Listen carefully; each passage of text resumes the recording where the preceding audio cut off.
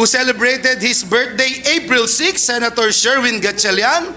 And of course, our Senate President, Senator Juan Miguel Zubiri, who celebrated his birthday April 13. Happy victorious birthday to our colleagues. And please allow me, Mr. President, also, because I saw Deputy Secretary Mavic Laurel Garcia, who also celebrated her birthday March 24. Executive Director Chari Serrano celebrated her birthday April 6. Happy birthday, Mr. President. Happy birthday. Ganyan na lang ba yan? Happy birthday na lang? I think it's obvious why we made mention of this birthdays, Mr. President. Well, my tweet to the senators is waiting in the lounge, but we're still waiting for the tweet of Senator Gatchalian and Senator Cayetano.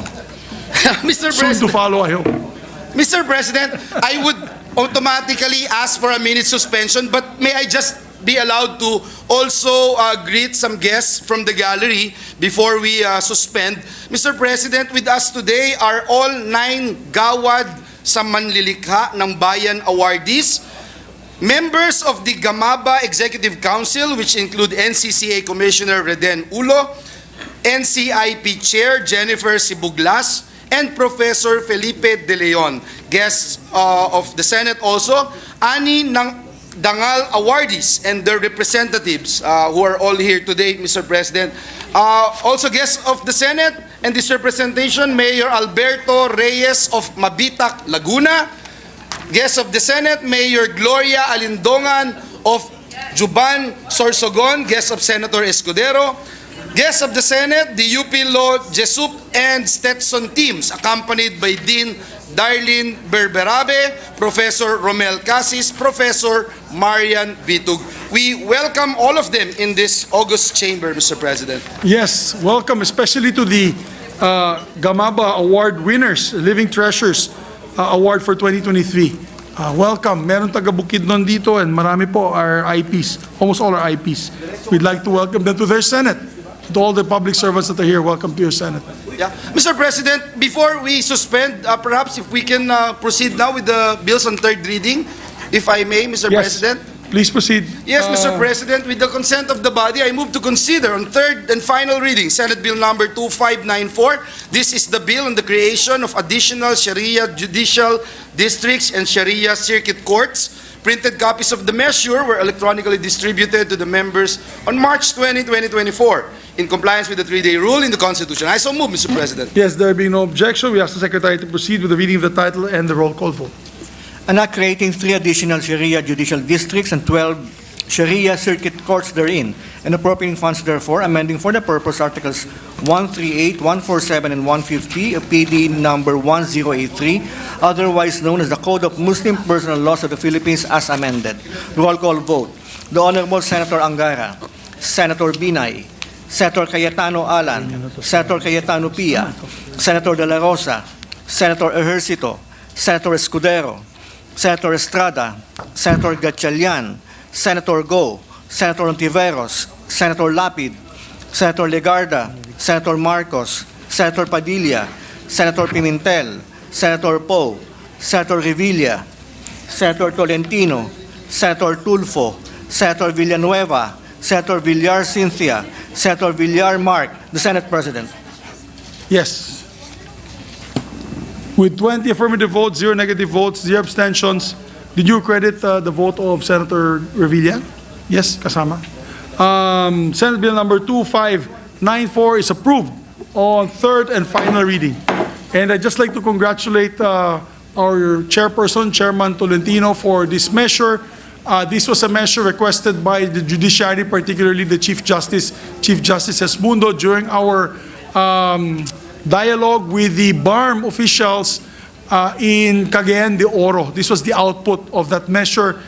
For those people who are not aware, this is the increase of Sharia courts, because right now the Sharia courts are only in the BARM region, Cotabato and the BARM region. Since we have a lot of brother Muslims all over the Philippines, this will now give them an opportunity to listen and hear their cases where they reside, whether it is in Northern Luzon, whether it is Central Visayas, or in Mindanao, other areas of Mindanao. Kaya mabuhay po kayo, Chairman. We'd like to recognize Chairman Tolentino for this. Together, of course, congratulations to Senator Robin Hood Padilla, who was also a co-author of the measure. At 21, this is the vote, my apologies. Senator Lauren Legarda is seated right here, 21 votes, 0 negative votes, 0 abstentions. Please proceed. Thank you, Mr. President. Mr. President, nagpapasalamat po ako sa mga tumulong, sa lahat po ng tumulong para maipasa po ang very significant and historic measure na ito.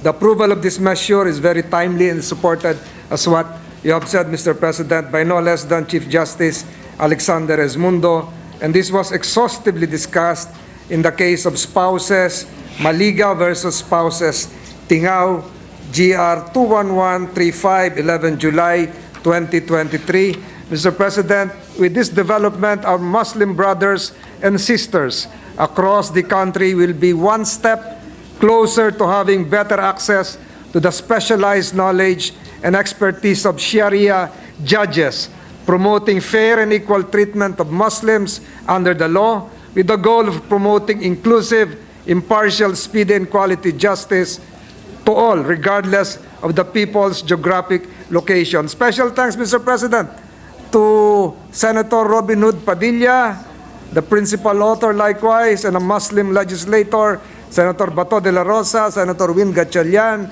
our good Senate President, and of course, our minority floor leader, Senator Coco Pimentel, for his insightful inputs to the bill during the interpellation. Maraming salamat po, Mr. President, for your dedication, and to our colleagues for their diligence and commitment to promoting inclusivity and justice in our country. Maraming salamat, Mr. President. Thank you, Mr. President. Mr. President, Senator Robin Hood Padilla is also seeking the floor to explain his vote. I move that he be recognized, Mr. President. Our distinguished colleague, Senator Robin Hood Padilla is recognized. Maraming salamat po, Ginoong Pangulo, at sa ating pinunong mayorya. Ginoong Pangulo, gusto ko lamang pong magpasalamat ng buong puso at buong kaluluwa. Unang-una po sa inyo po, sa amin pong itinuturing na Godfather. Kayo po ang talagang naging simbolo ng kasiranlan ng BARM. Kaya po ito pong hakbang nito, hindi naman po ito magiging makatotohanan kung ito po ay hindi nyo po pinalakas aming Ginoong Pangulo, Senator Mig Subiri. Maraming salamat po. At siyempre po, ganun din po sa ating Supreme Court. Magpapasalamat din po tayo.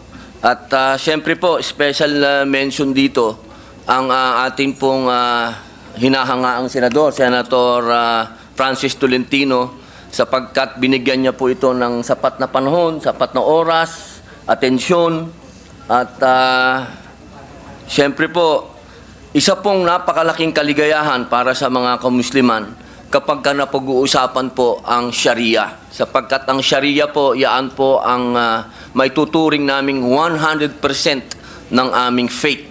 Kaya ito po ay napakagandang balita. Nagpapasalamat po ako sa lahat ng mga senador, sa ating pong majority floor leader, Joel Villanueva, maraming salamat. Sa ating pong minority block, maraming salamat po.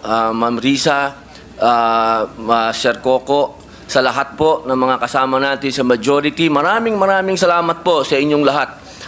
Ito po ay napakalaking tagumpay para po sa mga kamusliman. At ito pong bagay na ito ay hindi namin makakalimutan, Senator Bato, Senator Go, Senator Tolentino, sa lahat po ng matatawag po namin tagapagtanggol namin dito. Sa lahat po, siyempre, lahat po ng senador, maraming salamat po. Mabuhay po. Maraming salamat. Mabuhay. Maraming salamat, Senator Robin Hood Padilla. Mr. President, at this juncture, Mr. President, I was about to move for minute suspension to allow our colleagues to greet our birthday celebrants, Mr. President. If It's all right. Tapos na naman yung birthday natin, so we can proceed with the business of the day. Senator Estrada is asking to be recognized. Shall we recognize him, Majority Leader, with your permission? Thank you, Mr. President. With the permission of our colleagues, Mr. President, Majority Leader, Minority Leader, I would like to stand on a matter of personal collective privilege, Mr. President. Yes, If I may please, be allowed. please state your personal collective privilege, Your Honor. Please proceed. Thank you, Mr. President. Mr. President, esteemed colleagues, and ladies and gentlemen, today I rise before you with a heavy heart and a sense of moral obligation to shed light on a matter of grave concern within the medical community. It saddens me to say that a significant conflict of interest and unethical behaviors have seeped into the medical profession, compromising their commitment to prioritize the well-being of their patients above all else.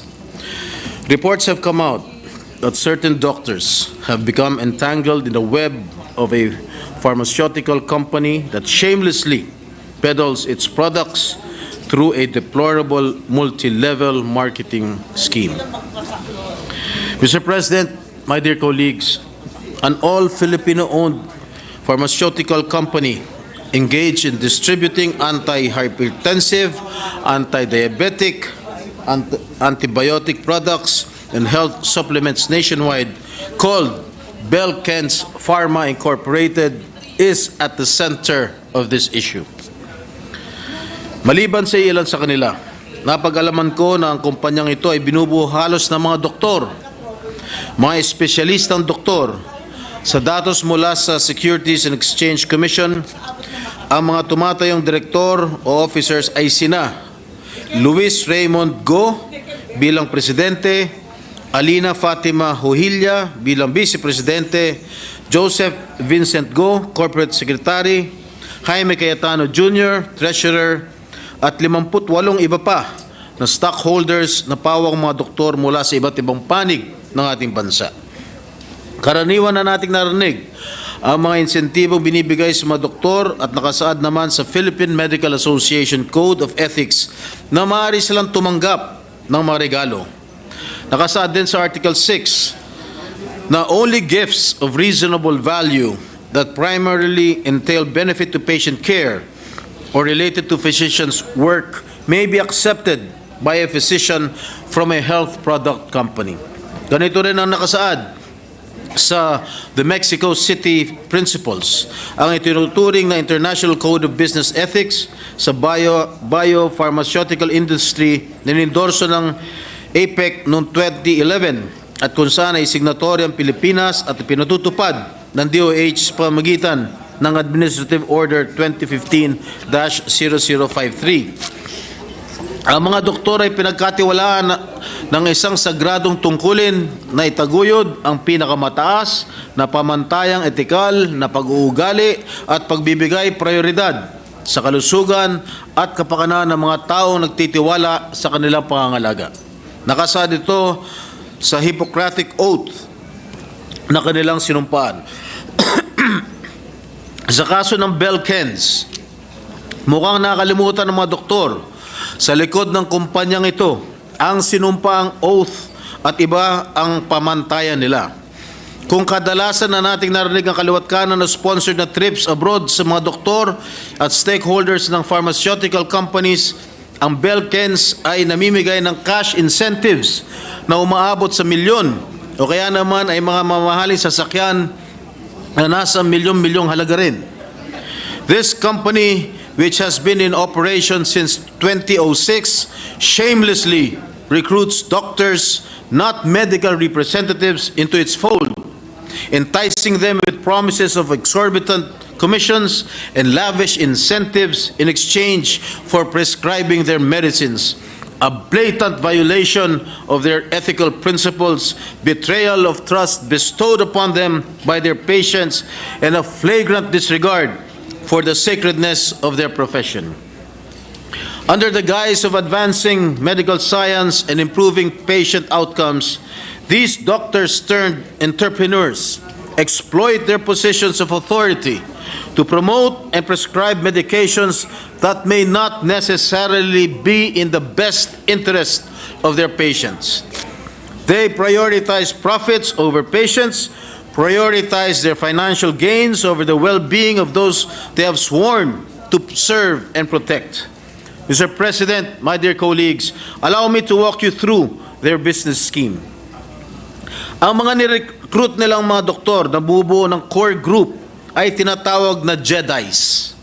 Dahil mahilig sa Star Wars, ang mga may-ari ng kumpanya na sila Dr. Luis Go, Berwin Flores at James Cayetano. Not everybody can be part of this group. Only doctors who are recommended by a Jedi and all other Jedis will be accepted. If there's one Jedi who disapproves of a particular doctor for whatever reason, that doctor cannot be a Jedi. They do this approval process via the Jedi Viber group.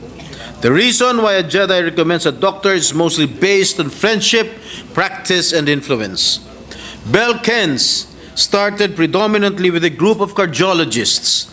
Gradually, they tapped endocrinologists, diabetologists, pulmonologists, neurologists, internists, and family physicians. The recommended Jedis go through the nurturing lecture conducted by Dr. Luis Go.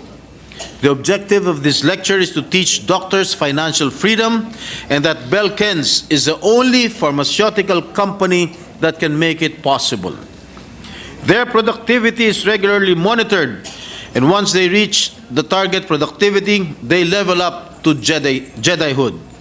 Once already a Jedi, they can enjoy all the benefits of a Jedi, and these are the following. Number 1, 8% rebates based on monthly productivity, usually around 2 million pesos. Milestone point. Under the milestone program point system, 1 point is earned from the minimum 2,700 worth of prescribed brand sales. Earned points can be used for redemption of items such as gadgets, household items, or foreign travel. 1 point is equivalent to 100 pesos. Yearly performance bonus based on the percentage of the total contributions of the sales of Jedis against all of the Jedis. Number 4, dividends and growth of sales, which is based on the total number of shares the doctor holds. Number 5, and on top of that is what they call as the annual Jedi Star Tour. Depende kung na-hit ng doktor ang kanyang 3.5% productivity target, maaari silang bigyan ng Asian, European, o US tour package. At panghuli, nanggagaling naman si rebate sa mga cash or luxury items tulad ng dream car nila. Convertible sa mga cash, mamahaling kotse, Rolex, at iba pa ang mga naipong rebates. Para maging Jedi, kailangan nila mag-prescribe ng mga gamot ng Belkens, maging mga supplements na ibenta ng kumpanya, kailangan man o hindi ito ng pasyente. Nasa 250,000 hanggang 500,000 ang entry level ng investment nila. The Jedis also earn from the prescription of the downline doctors they recruit. If the downline doctor is not an investor, the recruiting doctor earns a 6% rebate from every prescription of company products made by the downline doctor. The company also has a category of second investors who are called Padawans. In the fictional universe of the Star Wars films, a Padawan is a Jedi apprentice. They do not have downline doctors. Padawans are entitled to receive dividends and rebates and earn milestone points.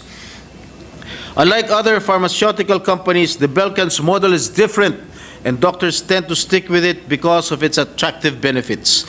Most of them are enticed by the leveling up scheme. Dahil madami silang na-recruit, natural lamang na mabilis ang paglago ng kumpanya.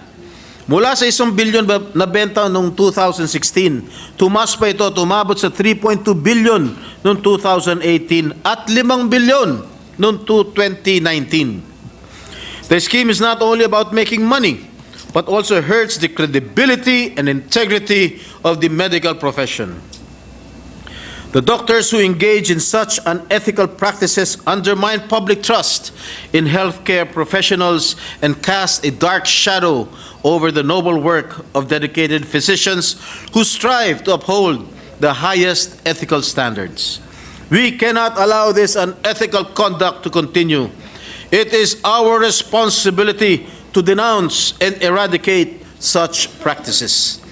Nakapanlulumong isipin na habang pinipilit nating na gawing abot kaya para sa mga mahihirap nating kababayan ang presyo ng mga gamot sa pamamagitan ng mga pagbibigay ng diskwento, gaya ng Senior Citizens Act o ang batas na nagpalawig ng benepisyo ng mga persons with disabilities o PWDs at iba pa, ay may mga doktor na nagdadagdag ng mga pasanin sa kanilang mga gastusin.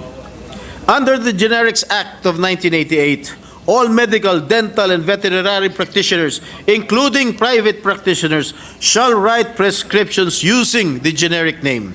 The brand name may be included if so desired. Nakasaad din sa batas na mga drugstores at iba pang mga kagaya nito ay may responsibilidad na ipaalam na bumibili ng na maaari silang bumili ng ibang produkto na may kahintulad na generic name. Dapat binibigyan ng karapatan na bumibili na makapamili at hindi matali sa brand na inirekomenda ng mga doktor. Maaaring masuspende ang lisensya ng doktor kung hindi susunod sa kautusan ng batas na ito. Mr. President, while it is not illegal for medical practitioners or professionals to engage in business activities, it is highly unethical when a pharmaceutical company owned by doctors hires other doctors as agents and pays them commissions based on the prescriptions they give to their patients.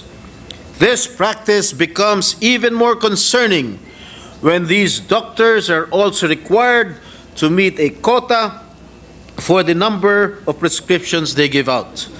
This type of behavior is not only unethical, but also prejudicial to the well-being of Filipino patients. To prescribe drugs from doctors who are agents or distributors of Belkens is a clear conflict of interest under the Mexico City Principles and the Code of Ethics for Doctors. The trust and confidence that patients place in their physicians are paramount. To preserve this trust, medical practitioners must adhere to the highest ethical standards. This includes a strict prohibition on physicians benefiting financially from the medications they prescribe, as established by various international protocols. Such a measure ensures that patients' welfare remains a top priority in all medical decisions, free from any financial bias. In bringing to your attention this matter, I implore you, Mr. President, my dear colleagues, to condemn this reprehensible exploitation of some medical practitioners for personal gain. May I emphasize, Mr. President, that those allegedly involved represent only a fraction of our country's more than 28,000 practicing doctors. Hindi ko po sila nilalahat. Naniniwala ako na mas nakakarami pa rin ang mga kababayan natin doktor ang nananatiling tapat sa kanilang sinumpang tungkulin alinsunod sa kanilang Code of Ethics. I move to have this issue investigated by the appropriate committee to enable us to craft the needed legislation. It's probably high time that we come up with a legislation similar to the United States, the anti-kickback statute, a criminal law that prohibits the knowing and willful payment of remuneration to induce or reward patient referrals or the generation of business involving any item or service payable by the federal health care programs. And as I close, I urge our medical professionals to reaffirm their commitment to the Hippocratic Oath and reassert their dedication to the highest ethical standards of medical practice. The Filipino people deserve nothing less than your unwavering devotion to their health and well-being, free from the influence of greed and self-interest. Thank you, Mr. President. Thank you very much, Senator Estrada. Thank you. Yeah, Mr. President, may I just place into the records, Mr. President, that we did not in any way object to the intention of the gentleman from San Juan to deliver his personal and collective privilege. But, Mr. President, may I just place into the records that the same topic is actually allotted, Mr. President, for the privileged speech of our colleague, Senator Rafi Tulfo. So we are not aware of that. But at the same time, Mr. President, let me also put into the record that the referral of the privileged speech later on, Mr. President, also of Senator Tulfo, together with the privileged speech of Senator Estrada, will be referred to the Committee on Health and Demography and Committee on Civil Service, Government, Reorg, and Professional Regulation, because there's also a resolution similar to this topic, Mr. President, that's already been referred. I think this is the resolution filed by our Deputy Majority Leader, Senator J.V. Ersto. With that, Mr. President, may I be allowed to, may we recognize, Mr. President, Senator Raffy Tulfo, whether he intends to deliver his privileged speech or rejoinder, or if he wanted to interpolate, Mr. President? Yes, we'd like to recognize our distinguished Thank colleagues. you, Mr. President. Actually, it's in support of Senator Jinggoy's privileged speech, Mr. President. If you remember, last April 2, 2024, our hardworking senator from Davao, Senator Bongo, conducted a hearing for the Committee on Health and Demography, where I raised several concerns in the medical community. One is the bullying of residents by their senior consultants. And after that, Mr. President, it opened a can of worms, if you will, dahil sunod-sunod po natanggap ko na mga tawag mula po sa medical community, particular na po mga doktor, because they want to clean their ranks, and they came to me voluntarily to offer information that would help na para mapaganda po ang pamamalakad sa ating medical community.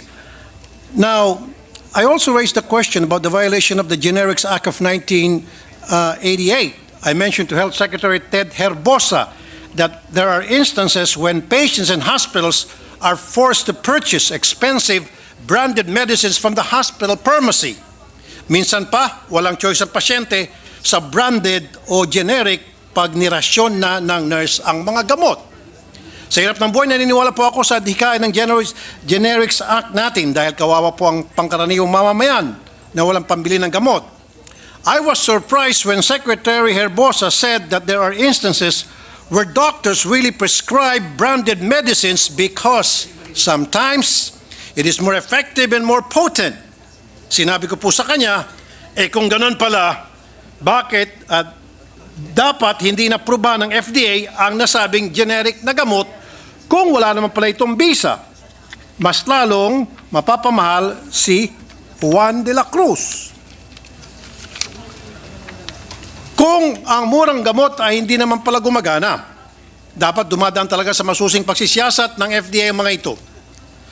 Nung nasabing hearing na yon, ko na inilatag kay Secretary Herbosa ang issue tungkol sa mga junket trips ng mga doktor sa iba't ibang bansa, kung saan sponsor ang mga pharmaceutical companies.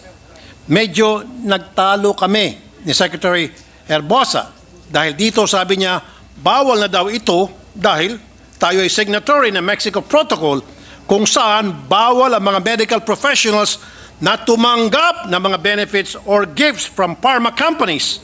Sabi niya, sinusunod daw ito ng mga medical organizations. Ang hindi ko po maintindihan, bakit ayaw aminin ni Secretary Herbosa ang rampant na practice na ito? Wala daw po siyang knowledge na rampant ito. Sabi niya, ang junket ay nung araw nangyayari bago na pirmahan ang Mexico Protocol. Pero kung meron daw may mga regulations na pwede namang kasuhan ng mga pharmaceutical companies na lumabag dito, paulit-ulit siya niyang sinasabi na kasuhan ng mga pharma companies. Ang pinagtataka ko po, hindi pa it takes two to tango. Dapat may liability din ang mga doktor. Medyo marami pong hindi natuwa sa akin sa medical community. Gusto ko po linawin, malaki pong respeto ko sa medical practitioners. Sabi po, sila po ang ating mga frontliners and they have proven time and time again na sila ay mga bayani.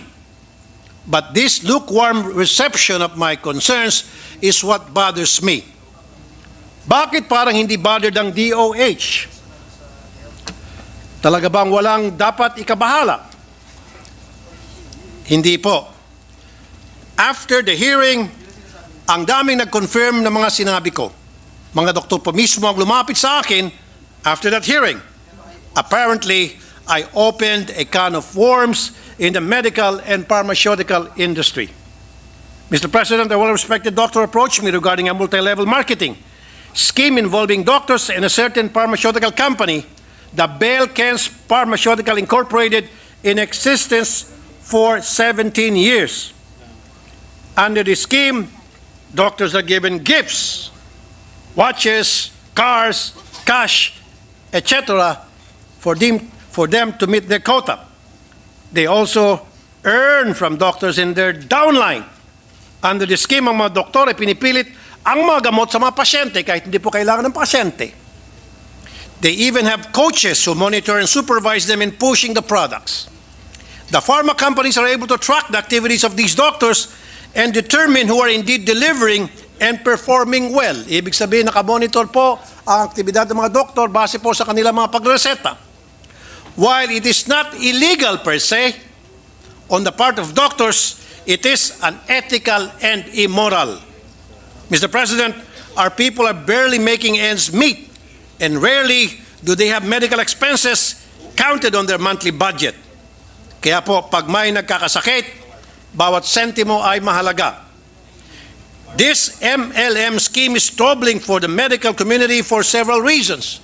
Una, malamang hindi nag-iisa itong kumpanyang ito.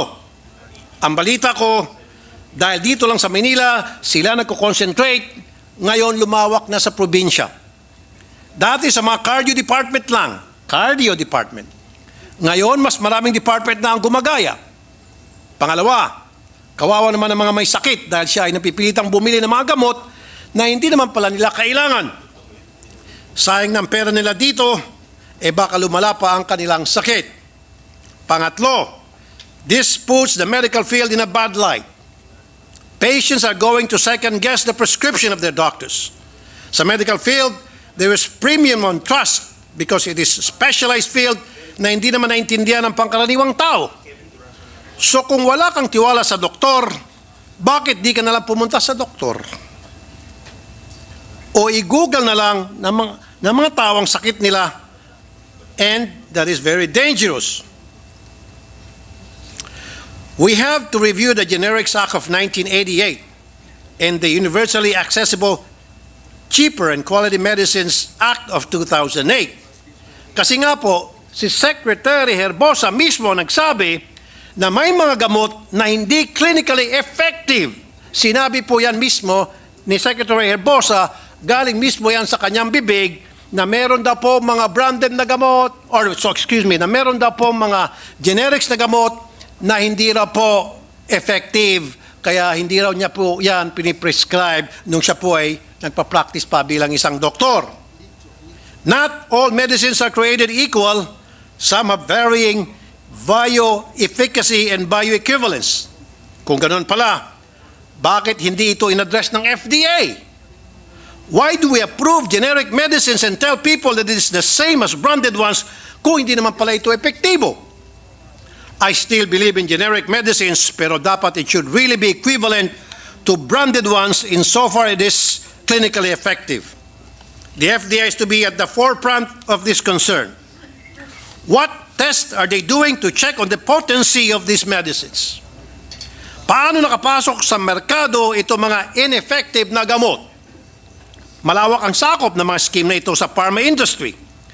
Kasamang FDA, mga opisyal ng ospital na in charge of procurement, mga doktor na nagbibigay ng prescription, at pati sa mga drugstores na minsan sinasabi ay wala ng stocks na mga generic medicine para lamang mabenta ang branded, or sinasabing wala ng available na mga branded medicines para mabenta lang ang mga generics medicines. Nagkasanga-sanga na po ang problema. Ang tawag po dito ay switching, na kuminsan ay kasabot din daw po, unfortunately, ay mga tao na nagbabantay sa butika. Isa pang lumapit sa akin after the hearing sa committee ay ang sumbong ng isang doktor sa Bulacan. Ang concern niya naman ay practice ng isang doktor na nagkakandak ng multiple pterygium surgeries in a day. Minsan, 38 surgeries sa isang araw. At ang requirement niya sa mga tao ay basta may PhilHealth ID. Libre na ang surgery mo. Siya ay nakakapag-claim ng 30,000 surgery per eye. He recruits patients from different towns and barangays. It has been 2 years since the doctor reported this sa PhilHealth, pero wala pong nangyayari. Ibig sabihin, matagal na pong nireport po sa PhilHealth itong modus ng isang doktor sa Bulacan, pero ang PhilHealth nagbulag-bulagan at nagbingi-bingihan o marahil merong kasabwat ang doktor na ito sa loob ng PhilHealth. Marami pa rin po siyang narinig na ganito mga fraudulent procedures. Ang PhilHealth pilit na pinagkakasya ang naokolekta upang matugunan ang mga pangangailangan ng taong bayan ay iniisahan pa ng mga doktor ng ganito. It's about time na may magbantay sa mga ginagawa ng doktor. Opo, Mr. President, nandyan nga yung Professional Regulations Commission sa tulong ng Board of Medical Examinees. Pero mawalang galang na po sa mga taga-PRC. Daig nyo pa po ang pagong kapag kayo po'y kumilos dyan. Ang dami ko na po natanggap ng mga sumbong na kapag kayo po ay nagpalabas ng inyong resolusyon sa isang reklamo, that after 5 years, kuminsan after 10 years, kuminsan patay na ang pasyenteng nagreklamo. Bakit napakabagal umaksyon ng PRC sa mga reklamo ng medical malpractice? Sa magkanong kadahilanan? The Board of Medical Examiners have to police their ranks. They have to protect industry from these unscrupulous and greedy doctors who put their financial interests ahead of their duty to providing health care to the people. Mr. President, our doctors should be put at a higher standard compared to other professions. According to the Supreme Court, the medical profession directly affects the very lives of the people, unlike other careers which, for this reason, do not require more vigilant regulation. I hope that through the Committee on Health and Demography, we can end these schemes that harm the medical field and our people. I believe there is a need to put stiffer penalties for these unethical and immoral acts. They must be declared illegal.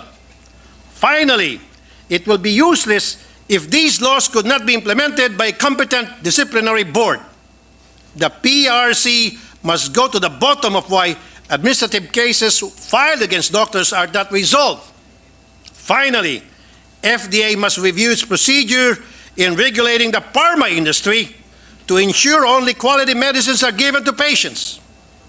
It is the policy of the state to protect public health, and when public interest or circumstances of extreme urgency so require, it shall adopt appropriate measures to promote and ensure access to affordable quality drugs and medicines for all, that ensure that these are not just words but a reality for our people.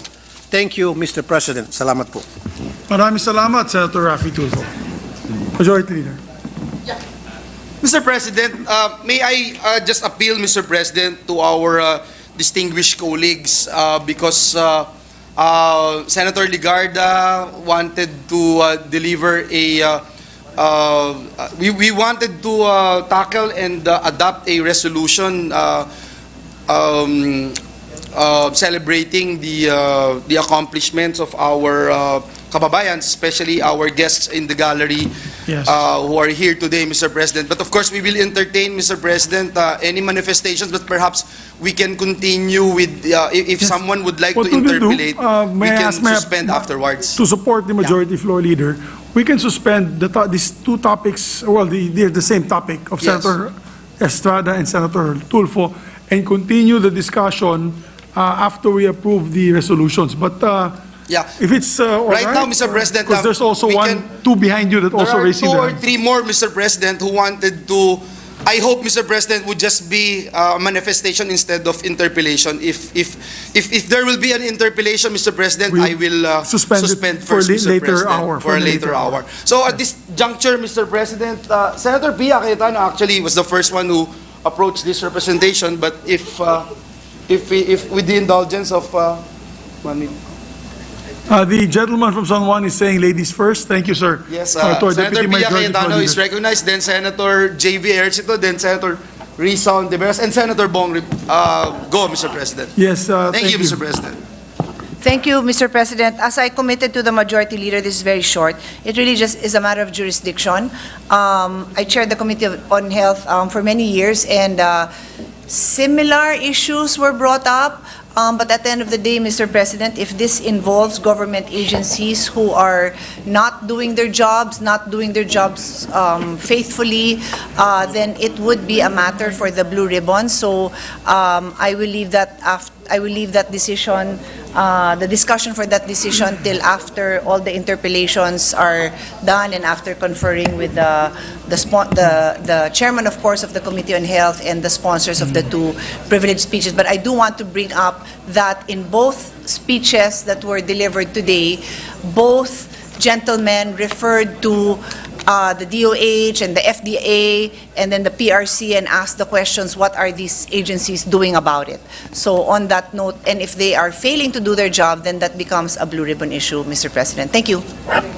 Yes, thank you very much. Thank you, Mr. President. I got some very important information coming from the Chair of the Committee on Health. But, Mr. President, may we recognize our Deputy Majority Leader, Senator J.V. Ercito? Yes, our Deputy Majority Floor Leader, Senator J.V. Ercito, who brought this up on TV the other day. I was watching him on TV the other day. Was recognized. Thank you, Mr. President, my dear colleagues. For the record, we have earlier sought an inquiry on the same issues raised by Senators Estrada and Senator Tulfo. We have filed proposed Senate Resolution number 1011, which will be discussed in tomorrow's hearing under the Committee on Health. Our objective is that since doctors mismo, Mr. President, ang unang naglabas sa media ng mga alleged collusions between doctors and pharma, we just want to know if it's within the ethical bounds by itong mga nireklamo ng kapwa-doktor nila. We also want to know if nakaka-apekto kaya ito, no, itong multi-level marketing scheme being employed to the prices, so sa presyo ng gamot, because we passed Universal Healthcare Act, Generics Act, specifically to lower down the cost of medical expenses. And Mr. President, considering that more than 50% of the out-of-pocket expense of health expenses accounts to medicine and pharma. We want also to emphasize, Mr. President, that hindi natin nilalahat ang lahat ng doktor. Marami sa kanila ay mga mabubuting tao. They are all good people and good servants. Kaya we need to probe this issue so that the people trust in our doctors will remain solid. But issues raise several ethical, legal, and policy questions. First, it contravenes many regulations and protocols meant to insulate doctors from undue influence. Second, ano ang epekto nito sa ating cost of healthcare?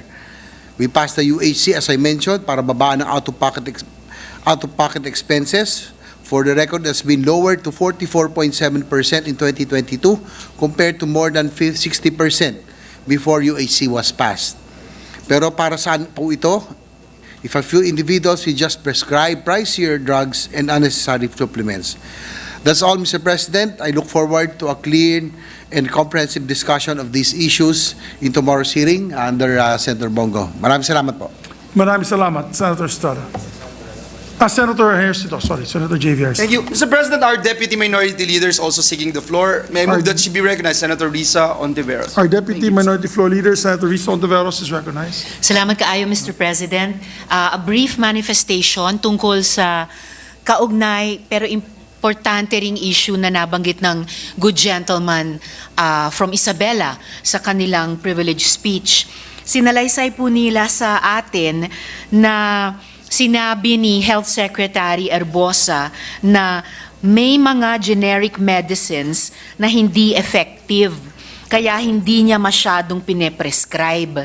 At merong ding binanggit, ayon sa good gentleman mula sa Isabela, si Sec Erbosa, tungkol sa bioequivalence, na hindi lahat ng generic medicines ay may bioequivalence sa mga branded na gamot. Humihingi po ako, Mr. President, ng importanteng paglilinaw mula sa Health Secretary dahil yung mga issue na binanggit nila ay ilan sa importanteng kasama sa ipinasa nating matagal ng Quality Affordable Medicines Law o Cheaper Medicines Law na mula sa House of Representatives noon, magkasama kami ni dating Representative Juni Cua. At dito naman sa Senado, naalala ko po ang aming counterparts noon ay si dating Senador Mar Rojas at ang gentle lady mula sa Taguig and Pateros. At itong mga kaugnay na issue na binanggit din ni Sec. Erbosa ay nasa heart and soul ng generics law. For the record lang and briefly, Mr. President, a generic drug is a pharmaceutical drug that contains the same chemical substance as a drug that was originally protected by chemical patents. Kaya't importanteng bahagi ng cheaper medicines law. Further, a generic drug has the same active pharmaceutical ingredient or API as the original, but it may differ in some characteristics such as the manufacturing process, formulation, excipients, color, taste, and packaging. At huli, Mr. President, for the record tungkol sa bioequivalence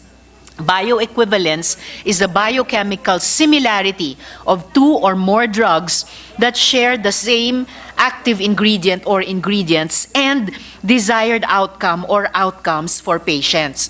Hanggang ngayon, Mr. President, napakahirap ngang i-implementa ng kompleto at maayos yung generics law at yung bahaging iyon sa cheaper medicines law. Para lahat po ng ating mga butihing doktor ay isulat talaga ang generic equivalent sa reseta, or yun ang unang isusulat, at kasunod lamang kung meron silang recommended na branded medicine, at na lahat ng ating mga pharmacists sa mga butika ay dapat sinasabi din sa customer kung may i-order silang branded medicine, kailangan sabihin, ma'am, sir, merong pong generic equivalent. May bioequivalent, kasimbisa, at di hamak na mas mura. Para i-encourage yung sinasabing rational drug use na hindi tingi-tingi mapipilitang bumili yung ating mga kababayan dahil hindi nila afford yung buong reseta. Ma-afford sana kung generic talaga ang isusulat ng ating mga doktor at generic talaga yung ipapayo ng ating mga pharmacist para ma-discourage na di nila makumpleto yung buong treatment plan na nireseta ng doktor. Pag nagkasakit sila ulit, meron ng resistensya yung katawan nila sa gamot na yan dahil hindi nila nakumpleto. So, pahingi lamang po, Mr. President, mula sa pamamagitan ng Senado kay Sec. Erbosa ng klaro at napaka-importanteng paglilinaw para ma-encourage, hindi ma-discourage yung ating mga kababayan tangkilikin ang generic medicine. Salamat kayo, Mr. President. At salamat sa good gentleman mula sa Isabela. Mr. President, last but not the least to make a manifestation is the chairperson of the Senate Committee on Health, no other than Senator Christopher Bongo. I move that he be recognized, Mr. President. Our distinguished colleague from Davao and Batangas, Senator Christopher Bongo, is recognized. Mr. President, I join the gentleman from San Juan and Zambales in his call to look into the issue and uphold patients' rights. This issue was briefly raised by Senator Rafi Tulfo during our April 2 hearing of the Committee on Health. As chairperson of the Committee on Health and Demography, I would like to inform the body that the committee will conduct a hearing tomorrow at 10 a.m. on the alleged multi-level marketing scheme involving a pharmaceutical company and some doctors allegedly owning some shares in the company, prescribing and aggressively encouraging patients to buy prescription medicines distributed by said company. We are conducting this investigation because it is the state's mandate to ensure the integrity of our entire public health system and to assure our people that those given the privilege to exercise their medical profession remain faithful and true to our laws and their ethical standards. Our objective is to uphold ethical standards in the medical profession and protect the rights of patients to appropriate medical care, information, and informed consent. Dapat po'y unahin ang kapakanan ng pasyente, hindi po ang pharmaceutical companies. Kalusugan po ang nakataya dito. Ang katumbas po ng kalusugan ay buhay ng bawat Pilipino. At Mr. President, gusto ko lang pong linawin. The President and CEO ng Belkens, nabasa ko kanina, Luis Go. For the record, Hindi ko po kamag-anak yan. Go pala ito eh. Mas lalo kang lagot sa akin. Kung mapatunayan po na totoo yung aligasyon. Nagkataon naman po na maraming go sa Pilipinas. To go, Go Hotel, Chokes to go. Yun, suki mo. Anyway, hindi ko po kamag-anak yan. At lalo pong hindi ko kaano-ano ang go na nananamantala sa ating mga kababayan. Hindi naman po masamang magnegosyo. Pero ito mukhang networking na po ito at pyramiding na po. Pag pumasok na yung negosyo sa kalusugan, ay hindi na po tama yan. At nabalitaan ko nga, namimigay ng BMW. Kawawa naman yung mga doktor na naka-BMW at walang kinalaman. Alam nyo, most of our doctors are very professional at may kaya po itong mga doktor na to. Pinaghirapan nila yung profession nila. Kayang-kaya nila bumili ng BMW at Mercedes-Benz. At ako po most of our doctors are trustworthy at pinagkakatiwalaan. Kaya nga po, ipinagkatiwala natin sa kanila ang ating kalusugan. As chairman po ng Senate Committee on Health, pinapriority ko po ang mga mahirap, lalong-lalo po yung pasyenteng walang pambili ng gamot. Kung ganito ang ginagawang sistema, pinagsasamantalahan na po ang mga pasyente. Nawawalan po ng choice ang pasyente kundi sundin yung reseta kahit mahal na po ang gamot. Nagiging negosyo na po ang paggamot, hindi na po interes ng pangkalusugan. Pinagkakakitaan na, sa huli, ang talo dito yung mga pasyente, lalong-lalo na po yung mga mahirap. Ulitin ko, unahin po natin ang pasyente, hindi po ang pharmaceutical companies. Noong panahon ni dating Pangulong Rodrigo Duterte, nag-issue siya ng executive order imposing a maximum drug retail price para babaan po ang presyo ng mga pangunahing gamot.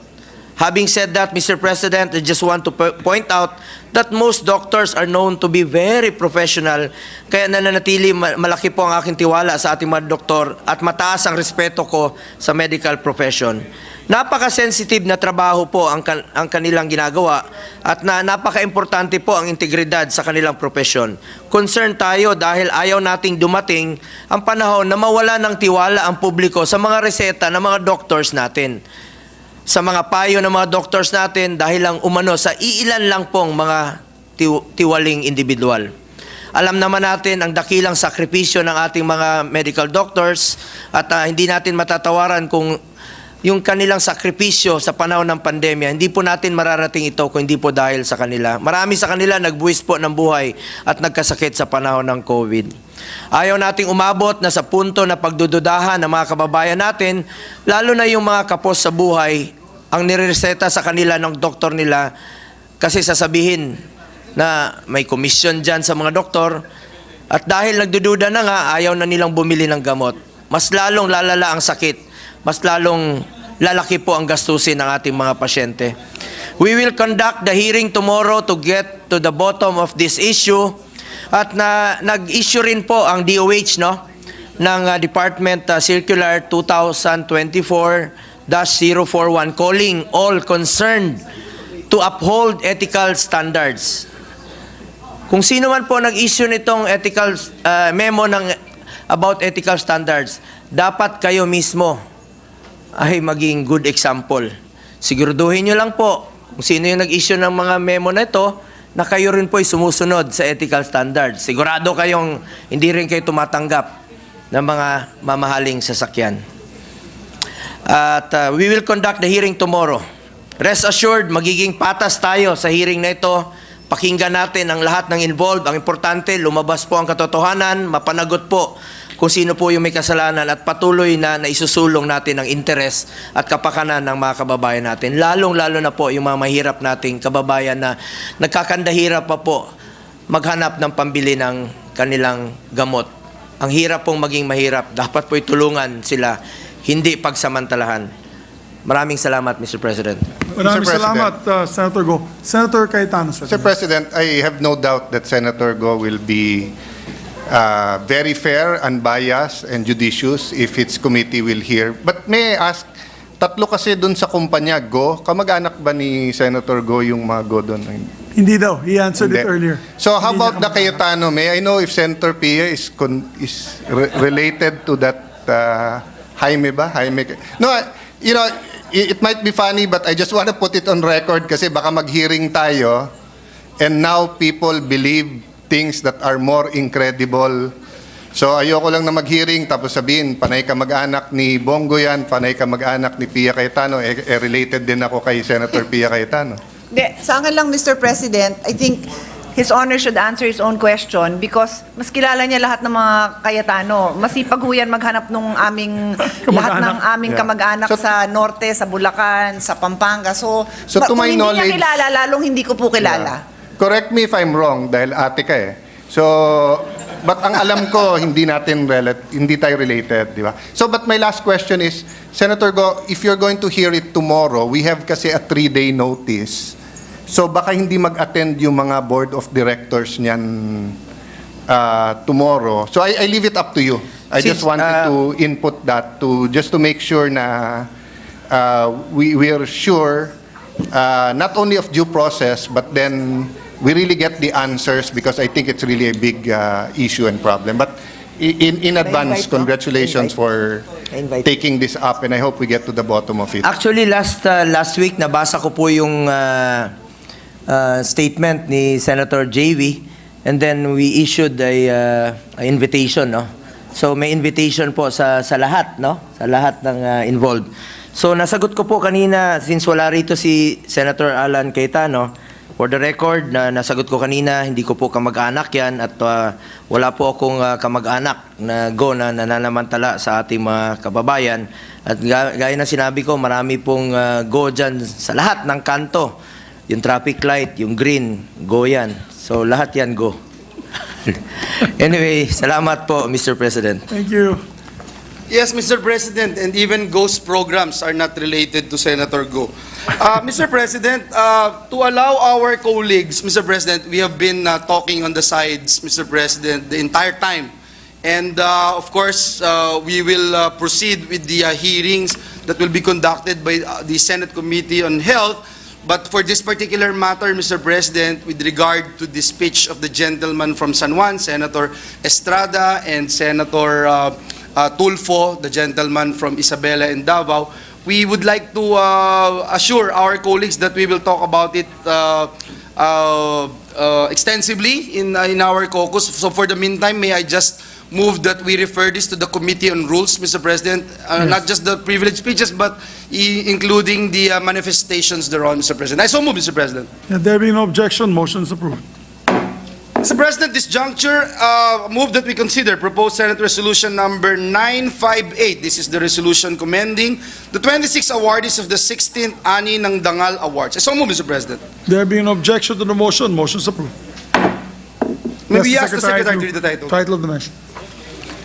Resolution congratulating and commending the 26 awardees of the 16th Ani ng Dangal Awards.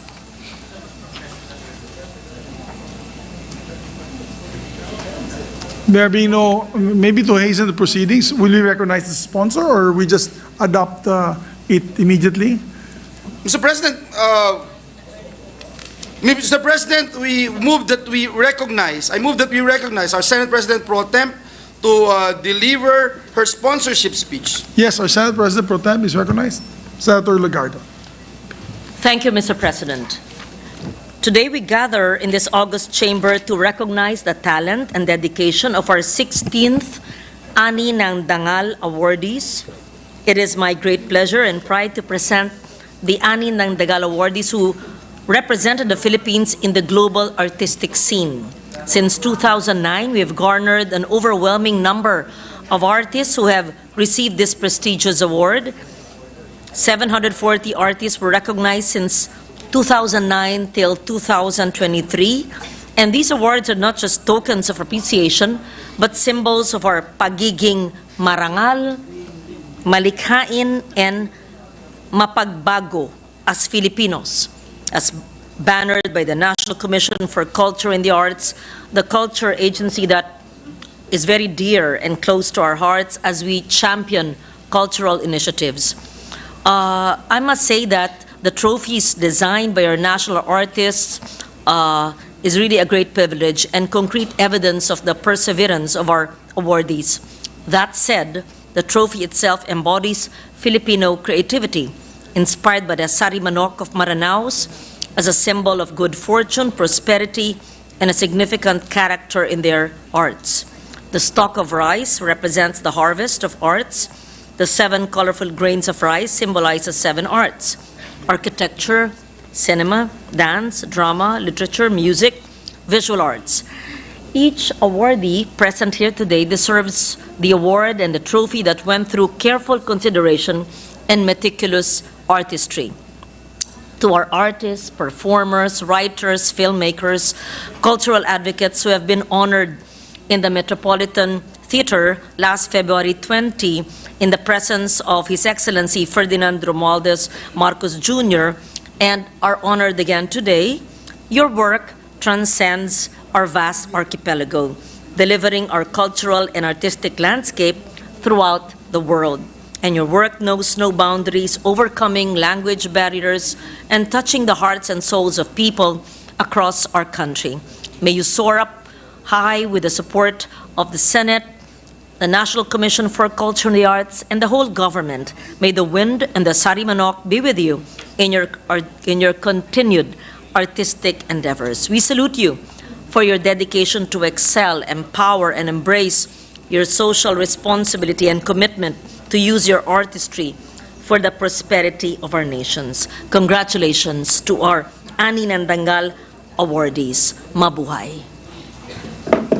Thank you very much, our distinguished sponsor, Chairman of the Committee on Arts and Culture, Senator Lauren Legarda, for the sponsorship speech. Mr. President, Yes. I have a sponsorship speech, but I'm happy to just insert it into the record to honor, just like our sponsor has done. Thank you. Thank you very much. We take note of that. Thank you, Maraming Mr. salamat. President. This representation, and I think most, if not all of us here, join the statements made by our distinguished Senate President Pro Tem and Senator Pia Cayetano. And Mr. President, no member wishes to interpolate or propose any amendments to the measure. I now move that we adopt proposed Senate Resolution number 958, subject to style. So move, Mr. There President. being no objection, proposed Senate Resolution number 958 is approved and adopted by the Senate.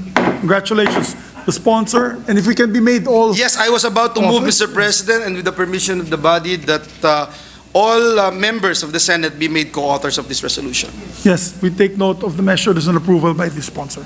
We ask for a minute suspension to allow our guests. Do you want to approve both yes. already, and then we can just suspend and ask them one by one to come up? Yeah, thank you. We will submit to the wisdom of our Senate President, as always. Mr. President, I move that we consider proposed Senate Resolution number 959. This is the resolution commending the recipients of the Gawad sa Manlilikha ng Bayan, GAMABA Award. So move, Mr. President. Yes, there being no objection, motion's approved. We ask the Secretary to read the title of the measure.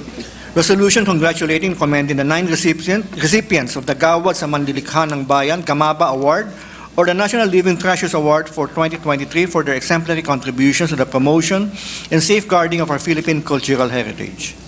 Mr. President, sponsor the measure. Move that we recognize our Senate President Pro Tem, Senator Lauren Legarda. So move, Mr. President. The champion of arts and culture in the Senate, no other than our Senate President Pro Tempore, Senator Legarda. is recognized. Thank you once again, Mr. President. I stand with great delight and honor before you today as we formally adopt Senate Resolution 959.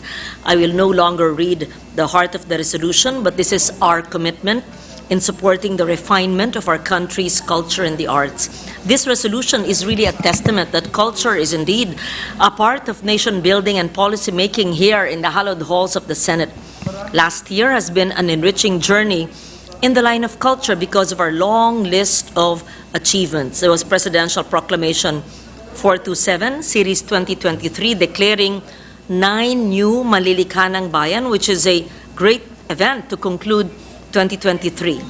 Several factors are causing setbacks in the safeguarding of our traditional arts, and we know that modernization, digitization affect the interests of our youth, making them less drawn to the practice of traditional arts. So we value this GAMABA Award, and we know that our culture is vulnerable to countless influences, and we shall strive to preserve and revitalize it. So we have committed to cultural initiatives and engage our betters, our cultural betters and masters across the country. So I I'm so happy that we have our GAMABAs here, the Gawad ng Malilikanang Bayan Award, the National Living Treasures, a prime and highly effective effort to safeguard and transmit traditional arts to our youth.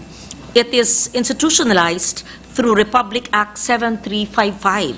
GAMABA recognizes the finest traditional artists of our country, especially those outside of Metro Manila. It's a complex, long process that decentralizes our arts, ensures the skills will be practiced and carried on until the next generation.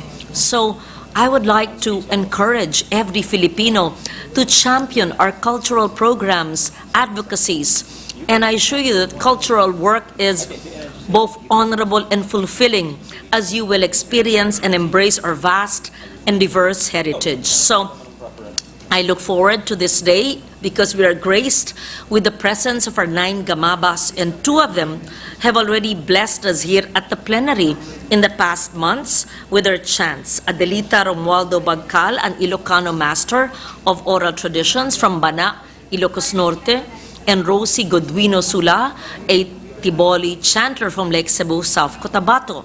They are joined by Abina Tawide Cogwit from La Paz, Agusan del Sur, an Agusan Manobo embroiderer, a Sama master of traditional dance from Bongao, Tawi-Tawi, Sakinur Ain Mugong de Lasas, Tiboli brass caster from Lake Cebu, South Cotabato, Bundos, Bansil, Farah, Marifera Vidas Ganahon, a Higaunon mat weaver from Malaybalay, Bukidnon, Mr. President.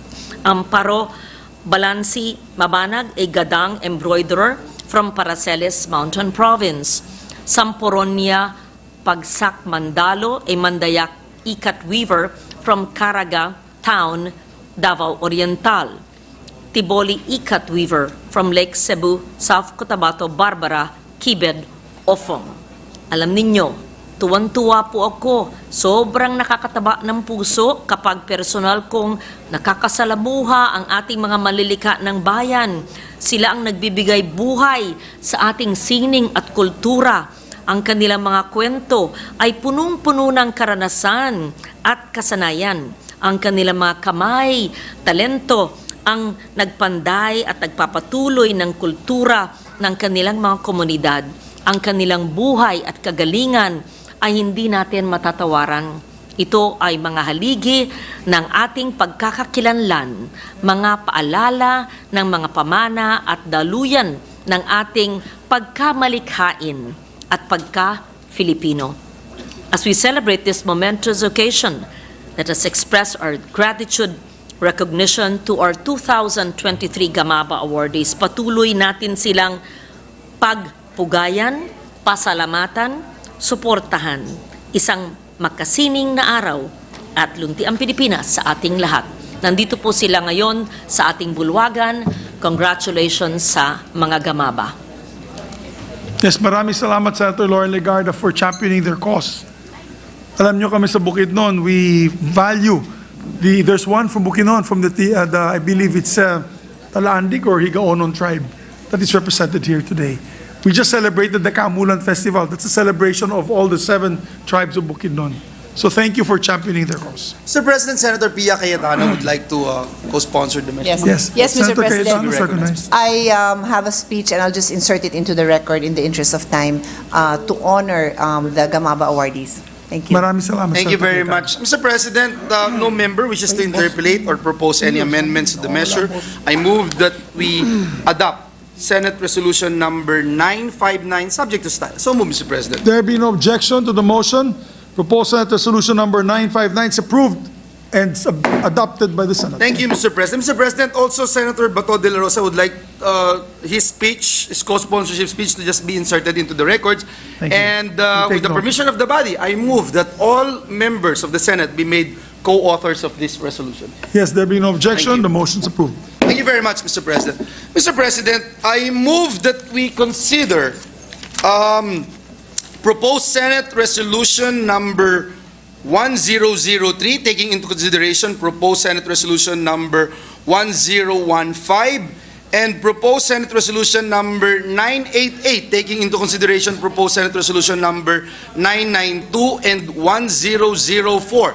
This is the resolution commending University of the Philippines College of Law for their victory at Stetson International Environmental Moot Court Competition, and commending the UP again, Mr. President, the College of Law Jesup team. I so move, Mr. President. Yes, there be no objection. Motion to approve. We ask the Secretary to read the title of the two measures.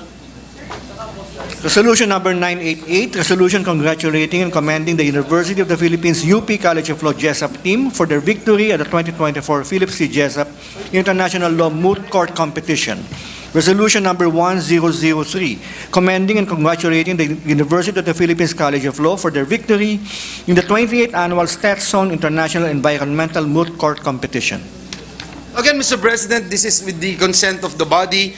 So I move that we recognize our distinguished colleague from the great province of Aurora, Senator Sani Angara, to sponsor the measures. The birthplace of surfing, do not forget, Yes. Aurora. Senator Angara is recognized. Thank you, Mr. President. Belated happy birthday to you. Thank you very much. We are all honoring some best oralists. Never mind. But I'd also like to greet Senator Cayetano and Senator Gatchalian. If I may be allowed a note of pride, Mr. President, two of the laws that were discussed by our colleagues were Angara laws by my father. The GAMABA law, the National Living Treasures law, which passed in 1992, and the Generics law, which passed in 1988. Just pasensya na po, hindi ko mapalipas. Thank you for the indulgence of our colleagues. Mr. President, I'd like to greet the Dean of the UP College of Law, the alma mater of our minority leader, and our chairperson of the Blue Ribbon Committee, Senator Pia, the birthday celebrant, Dean Darlene Marie Berberabe, who is with us today. Yan. She's not the honoree, Mr. President. I'm just greeting her. She's the Dean of the UP College of Law, and she's the salutatorian of our batch. Except I did not graduate with that batch because I was delayed by 1 year, Mr. President. But anyway, I'll go to my speech because I know we want to caucus, Mr. President. Tayo po ay tumatayo ngayong araw para malaman ng taong bayan ang mga tagumpay ng mga magagaling na mag-aaral mula sa University of the Philippines College of Law nitong mga nakaraang buwan. Sa pamamagitan ng proposed Senate Resolution number 992 at 1003, nais nating magbigay-pugay sa UP Law Jesup Team at UP Law Stetson Team. Itong UP Law Jesup Team, kasama po dyan sila Mary Regine Dadole, Pauline De Leon, Pauline Samantha Sagayo, Chinzen Viernes at Ignacio Lorenzo Villarreal. Nandito po sila sa gallery. Maybe you would like to stand up to be noticed, ladies and gentlemen, future officers of the court.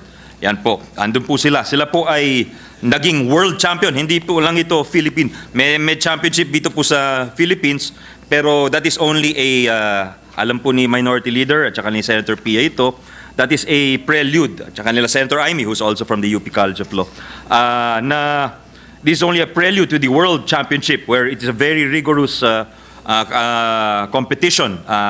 The best law schools from several countries in the world. Itong 2024 Philip C. Jesup International Moot Court Competition, kung saan ang international rounds ay ginanap sa Washington, D.C. mula March 30 hanggang April 6. Ito naman po sa Resolution number 1003, pinapakita natin ang ating paghanga sa UP Law Stetson Team na binubuo nina Noel Francis Galinato, Miriam Celine Misiano, at Alia Dominic Yao, dahil sila ay naging world champion sa 28th Annual Stetson International Environmental Moot Court Competition itong April 10 to 13 nitong taong 2024. Ano po ang moot court? Mr. President, ito ay kompetisyon na sinasalihan ng mga law schools sa buong mundo kung saan sinisimulate ang mga oral arguments ng abogado kapag may mga kasong hinaharap sa International Court of Justice o ICJ. At tulad sa ICJ, nananalo ang panig na may pinakamalinaw at pinakamatimbang na argumento. Kasama rin po natin ang kanilang coaches, si Professor Romel Haen Casis, And classmate ko po yan, magaling ho talaga magdebate yan. Kaya natutuwa po ako na he is the coach. Professor Marian Criel Garcia Vitug, nandito din po. Hindi ko po kaklase dahil bata pa po yan. Mr. President, para magtagumpay sa mga moot court na ito, hindi lang dapat magaling magsalita at magsulat ang mga sumasali. Dapat may malalim na pag-unawa sila sa mga batas, polisiya at isyong kinakaharap ng daigdig at ng iba't ibang mga bansa. Sa madaling salita, Mr. President, hindi po biro ang magtagumpay sa mga moot court na ito. Kahanga-hanga na nagbibigay-pugay tayo sa hindi isa kundi dalawang koponan ng ating mga kababayan ngayong araw. Kilala ang Stetson International Environmental Moot Court Competition sa buong mundo bilang isa sa pinakatanyag na pagalingan ng mga nag-aaral ng pag-aabogasiya. Ginaganap sa Gulfport, Florida campus ng Stetson University. Partikular na nakatuon ang moot court na ito sa pagdidebate ng mga pinakamahihirap na environmental challenges na kinahaharap ng daigdig. Very timely, Mr. President. Para makaabot sa international finals, dumaan po sa regional competitions ang UP Law Stetson team, kung saan 27 or 27 na koponan ang lumahok mula sa iba't ibang bansa tulad ng Singapore, Indonesia, Vietnam, Thailand. At pagdating naman sa international finals, kung saan lumahok ang lahat ng kampyon mula sa iba't ibang rehiyon ng mundo, 19 na law school ang tinalo na huling kalaban nila ang Singapore Management University o SMU. Ang panalo ng UP Law Stetson team ay ang pangalawa na ng UP College of Law at bukod dito namukod tangi sina Miriam Celine Misiano at na kinilala bilang overall best oralist sa mga preliminary rounds at si Alia Dominic Yao na nanalo bilang third best oralist sa mga preliminary rounds at best oralist nung championship round. Meanwhile, the Jesup competition is considered the oldest and the biggest international moot court competition in the world. Here, roughly 600 law schools from over 100 countries compete each year in global multi-round events administered by the International Law Students Association. The competition started in 1960 but went international starting from 1968. And teams from the Philippines have participated since then. And the recent win of the UP Law Jesup team marks only the third time the Philippines has clinched the championship. UP Law first won in 1995, and Ateneo de Manila University also won in the 2000s. The general format follows that of a simulated dispute raised to the ICJ between two nations concerning matters related to public international law. Teams prepare what are called written memorials and make 45-minute oral presentations, very much like how they would have argued if they were actually handling a case in the International Court of Justice or ICJ. The task is harrowing. Not only did UP Law Jesup emerge at the top, after it won over Argentina's Universidad Torquato de Tella, our very own Ignacio Lorenzo Villarreal was cited as the best oralist of the championship round. It is important, Mr. President, that we highlight today that both winning teams would not have succeeded were it not for their coaches and faculty advisors, Senior Lecturer Marian Vitug and Associate Professor Romel Casis, and of course, Dean Darlene Marie Berberabe. It was with their guidance and constant support that the respective UP College of Law teams had succeeded so spectacularly in the global scene. That is a hallmark of the kind of educators that the UP College of Law is blessed with. The people who frequent Malcolm Hall at UP Diliman know very well the words attributed to the U.S. Supreme Court Justice Oliver Wendell Holmes, nandun po sa Marmol, pagka-entry po dun sa UP, sa Malcolm Hall, where it says, the business of a law school is not sufficiently described when you say it is to teach law or to make lawyers. It is to teach law in the grand manner and to make great lawyers. Araw-araw ito nakikita sa mga pumapasok sa lobby ng Malcolm Hall. Marahil taglay ang diwa nito, ginabay at hinanda ni na Professor Vitug at Casis at ni Dean Berberabe at ang kanyang mga kasamang profesor ang ating mga koponan para maabot nila ang mga pandaigdigang panalo na ating hinahangaan ngayong araw. Mr. President, naglalaan po tayo ng panahon para kilalanin ang mga panalo ng ating mga kababayan dahil pinapaalala nila sa atin ang angking galing at talino na taglay ng Tatak Pinoy. Iba po ang Tatak Pinoy. Mabuhay po ang UP College of Law, ang UP Law Jesup team, ang UP Law Stetson team. Congratulations po sa inyo. Thank you, Mr. President. Thank you very much, Senator Angara. Mabuhay din po si Sani Angara, Mr. President. Yes, a product of UP Law as well. Yes, Mr. President. Together Mr. with President, several here.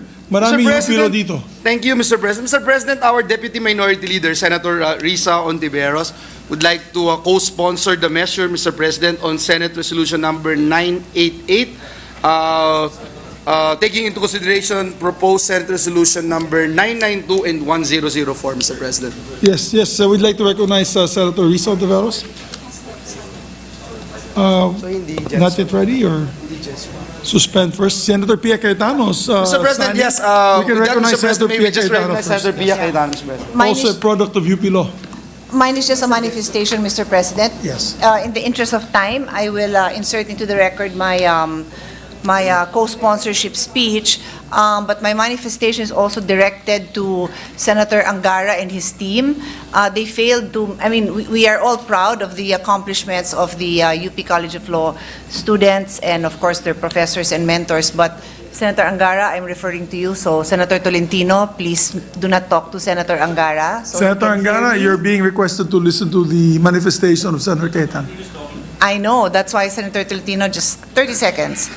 So Senator Angara failed to mention one small but very important fact in the delivery of his speech. 3 of the Jesup Moot Court participants are our sorority sisters. And we have to mention it because, of course, I am a proud Deltan and Senator Angara is a proud Sigma Rhoan. So we'd like to mention that Shinjen Viernes, batch 18, Pauline Samantha Sagayo, batch 20, and Mary Regine Dadole, batch 21.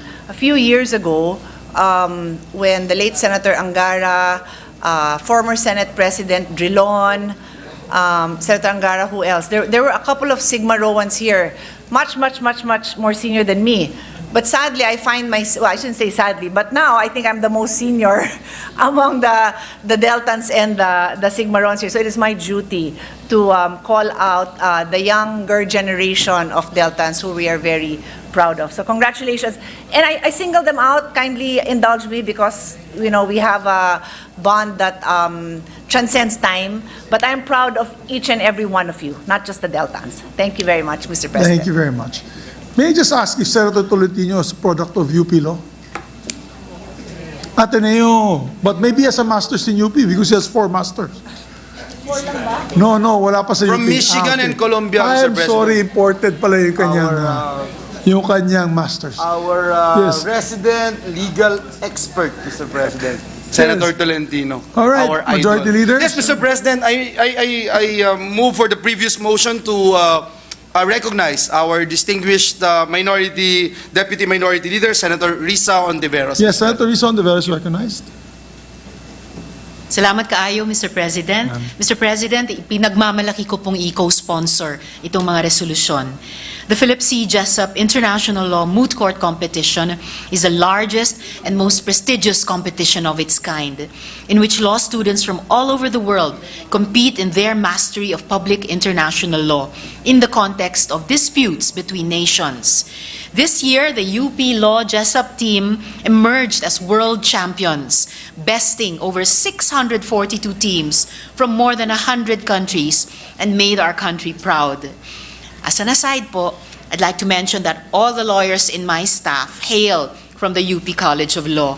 Also, so I share in their pride kahit ako po'y loyal na Blue Eagle.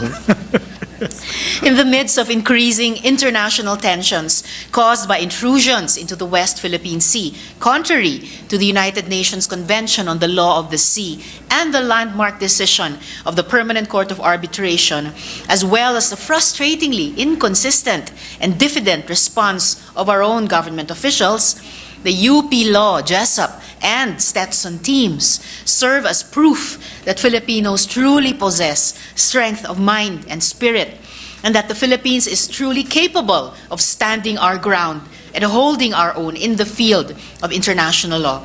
These exceptional students give me hope that future law practitioners will continue to defend the interests of our country and staunchly advocate for the rule of law, both within and beyond our borders. In this regard, And in celebration of these historic triumphs, the Senate should rightly be united. Mabuhay sa UP Law Jessup at Stetson teams. Salamat kaayo, Mr. Yes, President. congratulations to them. And I'd like to say, for the record, that I wish we had more lawyers in the Senate. I hope the next batch of senators would have also distinguished lawyers. They're very hard to find now. Maybe We really miss the likes of Senator Gordon because he was unique. He was a maroon eagle, Mr. President. he was a blue maroon. He was a maroon eagle. Maroon Eagle. Yes, I hope that we can get more lawyers as well, this distinguished institution. And that we re-elect our lawyers, like Senator Tolentino. That is why I'm always campaigning for you, Senator Tolentino. You are recognized, sir. Thank you, Mr. President. I associate myself with the statement speech given by Senator Angara, as the University of the Philippines should always be recognized as one of the torchbearers in our legal system.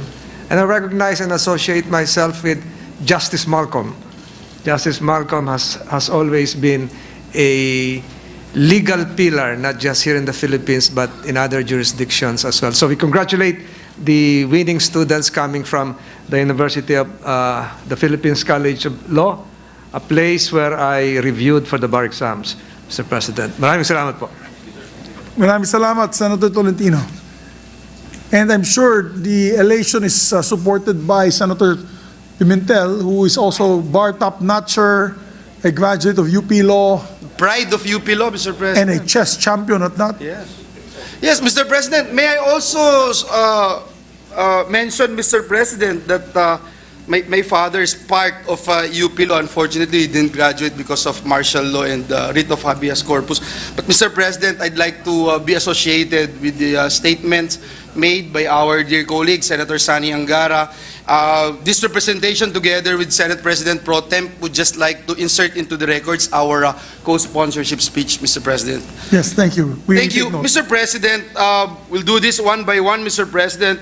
There being no member who wishes to interpolate or propose amendments to the measure, I move that we adopt proposed Senate Resolution number 988, taking into consideration proposed Senate Resolution numbers 992 and 1004, subject to style. I so move, Mr. President. There being no objection to the motion, proposed Senate Resolution number 988, taking into consideration proposed Senate Resolutions number 992 and 1004, is hereby approved and adopted by the Senate. Congratulations to the sponsor and to the awardees. Congratulations. Thank you very much, Mr. President. We congratulate our awardees. And, Mr. President, with the permission of the body, I move that all members of the Senate be made co-authors of this resolution. There being no objection, motion is approved. Mr. President, no member wishes to interpolate or propose amendments to the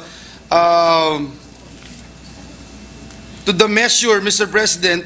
I move that we adopt proposed Senate Resolution number 1003, taking into consideration proposed Senate Resolution number 1015, subject to style. I so move, Mr. President. There being no objection to the motion, proposed Senate Resolution number 1003, in consideration of proposed Senate Resolution number 1015, is hereby approved and adopted by the Senate. Congratulations once again. Mr. President, with the permission of the body, I move that all present members of the Senate be made co-authors of this resolution. So There moved, being no Mr. objection to the motion, motion is approved. Thank you, Mr. President. Before I suspend, Mr. President, and allow our guests, our awardees, to proceed to the rostrum for a picture-taking ceremony, may I just acknowledge our good friend from Bombo Radio, Sir Herman Basbano, is here in the Senate gallery. We, Yes, a dear just like to friend, a dear acknowledge friend him, of Mr. many of President. us. Yes. Welcome to your Senate, sir. Thank you, Mr. President. He's I also move- president of the KBP, Yes, Mr. President. Sana ng Broadcasters ng Pilipinas. Thank you, Mr. President. I move that we suspend the session. Just a reminder before we suspend that we still have a caucus, ladies Yes, and Mr. gentlemen, President. very important caucus to discuss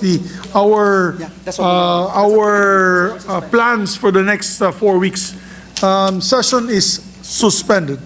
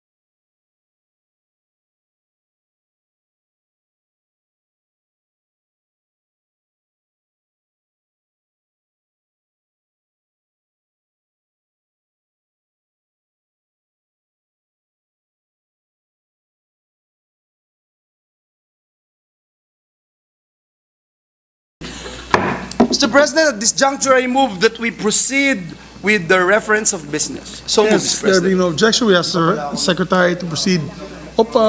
Just 1 second, I'll get a copy. Walang kopya? Session suspended for just half, oh, there you go. Please proceed, Secretary.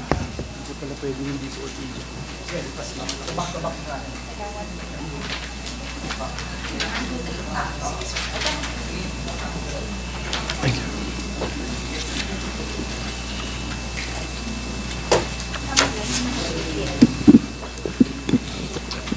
Please proceed, Secretary.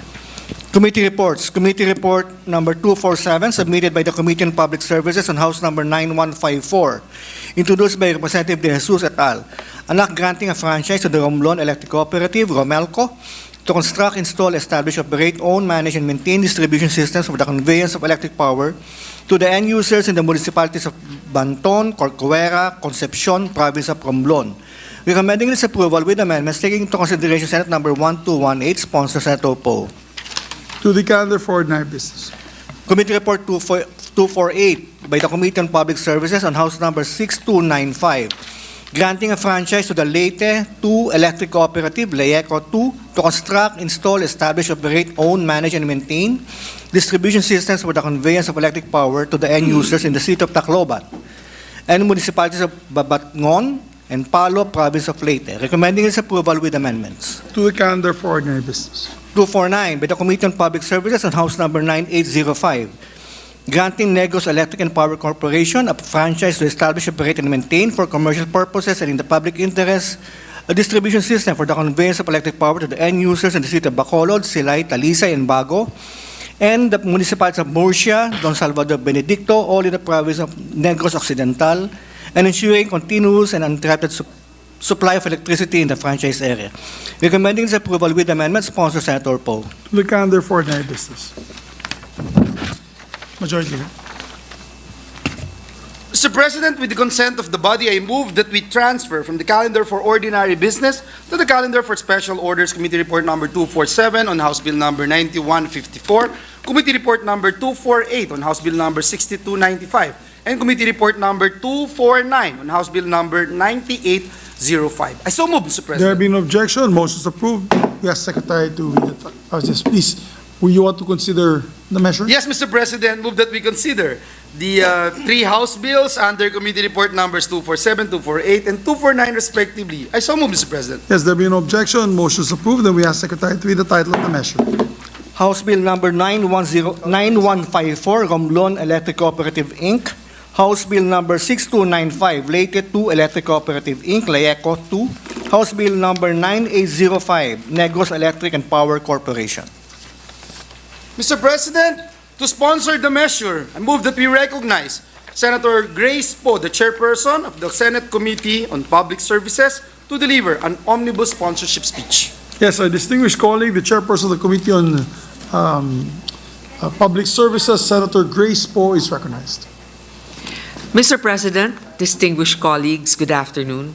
As the heat index in the country remains dangerously high and is projected to continue rising at the peak of the summer season and amid El Nino, there's no more fitting time than today to present for the body's consideration three measures that will ensure our power consumers continued access to affordable, reliable, and sustainable energy. Lalong-lalo na sa gitna ng malawakan at dumadalas na brownout at power interruptions sa iba't ibang parte ng bansa na patuloy na nagpapahirap sa ating mga kababayan. These measures seek the grant of a legislative franchise to three power distribution utilities: the Leyte 2 Electric Cooperative, Leyeco, Romblon Electric Cooperative, Romelco, and Negros Electric and Power Corporation, NEPC. Power distribution is just one of the sectors of the one of the sectors of the electric power industry, but carries more public impact as a direct distributor of electricity to end users. Thus, the demand is high for these distribution utilities to fulfill their obligations as public service providers. Allow me to briefly discuss the credentials of each of our franchise applicants. Under House Bill number 6295, LEECO 2 seeks to continue providing power service to the residents of Tacloban City, Babatngon, and Palo in Leyte. LEECO 2 is a mega large AAA rated and multi-awarded electric cooperative and has consistently topped NEA's overall performance assessment of electric cooperatives since 2015. It is also classified as a green cooperative for meeting all performance standards and parameters, including systems laws, SAIFI, and SADI rating. It also boasts having the lowest power rate per kilowatt hour among electric cooperatives in Region 8. Under House Bill number 9154, Romelco seeks to include in its franchise area the island municipalities of Banton, Cocuera, and Concepcion, in addition to its existing coverage in Romblon's capital and Sibuyan Island under its unexpired NEA franchise. Romelco is also a consistent AAA-rated electric cooperative since 2016 and a model for its renewable energy efforts. At present, Romelco's power mix is composed of 27% renewable energy sourced from their hydropower plant, wind turbines, biomass power plant, and solar rooftops. Their ambition is to source 90% of their energy from renewables in the next 5 years. Lastly, House Bill number 9805 is a measure born out of public clamor for better power service in Negros Occidental. It seeks to grant a franchise to Negros Electric and Power Corporation, a partnership formed through the joint venture agreement between Prime Electric, the same parent company of Iloilo's More Power, and Central Negros Electric Cooperative, Seneco. The existing power distribution utility in the cities of Bacolod, Bago, and Silay, and the municipalities of Murcia and Talisay in Negros Occidental. Kinikilala natin ang mga nagawa ng Seneco sa 5 dekada nitong serbisyo sa mga member consumers sa Negros. Undeniably, through these years, there's been remarkable growth in Western Visayas, which included Seneco's franchise area. However, as demand for power continues to increase, Seneco was unable to keep up with the challenges. Seneco has admitted to its inability to rehabilitate and upgrade its facilities due to its current financial standing. NEA has reported that Seneco is operating at a negative profit margin and has failed to pay its debts timely. In 2023, it was classified as a Yellow 1 electric cooperative for its poor performance on collection efficiency, systems loss, working capital requirements, and financial operations. Amid these difficulties, NEPC has expressed its readiness and willingness to invest capital to modernize the distribution system and address the operational challenges. We believe this investment would benefit not only the franchise area, but also the power sector and the Philippine economy in general. Nakikita naman natin ang nagawa ng More Power sa Iloilo simula nang maipasa natin ang prangkisa nito noong 2019. Consumers in its franchise area now enjoy lower rates, vast improvement in facilities, and better customer service. Ang maganda sa pagkakaroon ng kasunduang ito ay mutual and objective ng dalawang partido na mapabuti ang serbisyo ng kuryente para sa mga Negrense. I would also like to take this opportunity to respond to the issues raised during the public hearing questioning the legality of the joint venture agreement and the execution of a plebiscite. First and foremost, Section 16 of Presidential Decree number 269, or the NEA Act, authorizes electric cooperatives like Seneco to enter into contracts. Therefore, the execution of the JVA is left to the wisdom of Seneco. Second, based on NEA's guidance to Seneco, the JVA was considered a sale of Seneco's assets and should therefore comply with Section 36B of Presidential Decree Number 269, which mandates Seneco to secure, number one, affirmative vote of not less than the majority of all members of the cooperative, and two, the consent of NEA. Noong panahong ito, wala pang implementing rules ang NEA para sa nasabing provision. Sa makatuwid, wala ring batas na nagsasabi sa General Assembly dapat makakuha ang consent ng member consumers. Seneco was given discretion to formulate and implement its guidelines for their chosen voting platform, which is through a plebiscite. Third, on claims of irregularities in the conduct of the plebiscite, we are in receipt of the position papers of the regulators and LGUs covered by the franchise area who maintained the integrity of the plebiscite. There were no reports from voting precincts or any remedial action timely filed to protest the voting results. NEA was even tapped to cleanse the master list of voters of dead or missing people.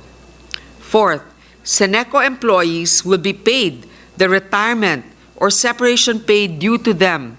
NEPC will also give preference to hiring qualified employees who will resign, retire, or cease working for Seneco. Hindi naman sila pababayaan. Mr. President, my sponsorship of these measures reflect my optimism that these power distribution utilities will pave the way for better and more expansive power in our power service in our country. Hangad nating wala ng batang mag-aaral sa liwanag ng kandila o gasera at wala ng magulang ang magpupuyat kapapaypay sa kanilang mga anak. Let me end by saying that as members of the legislative branch, we have to keep an open mind to the changing times, whether it is to encourage companies to pursue renewable sources of energy or to allow them to invest more in the power sector. Our task is to be responsive to the needs of our constituents, not only today, but also in the future. I thank my colleagues for your preliminary support of these measures, for signing the committee reports in a very timely manner. I hope that we can deliberate these with the public need in mind. Thank you, Mr. President. Thank you very much, Senator Poe. Thank you. Session suspended for 1 minute.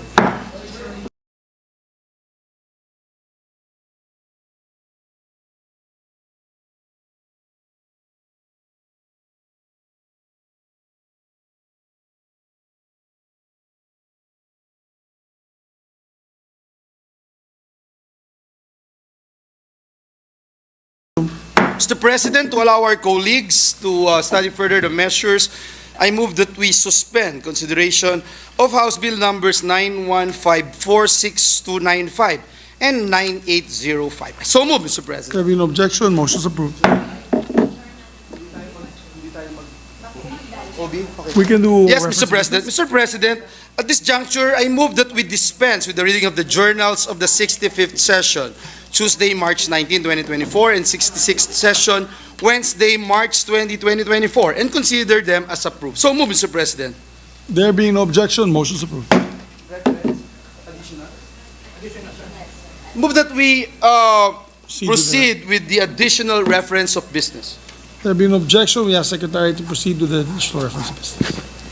Bills on first reading. Senate Bill number 2626 entitled An Act Authorizing the City or Municipal Civil Registrar and the Consul General to change the sex and the first name of an intersex person appearing in the Civil Register without the need of a judicial order, amending for this purpose Republic Act number 9048 and Republic Act number 10172, introduced by Senator Ontiveros. To the Committees on Women and Justice.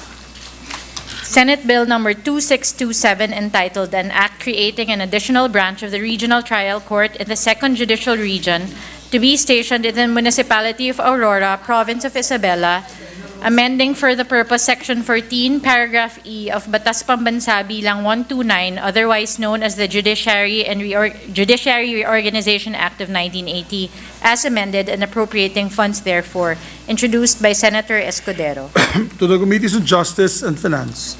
Senate Bill number 2628, entitled An Act Standardizing the Retirement Benefits of Justices, Judges, and Judiciary Officials with Judicial Rank, Salary, and Privileges, and appropriating funds therefore, amending for the purpose Republic Act number 910 as amended, introduced by Senator Legarda. To the Committees on Civil Service, Justice, and Finance. Senate Bill number 2629, entitled An Act Setting the Term of Office of Barangay Officials and for Other Purposes, introduced by Senator Marcos.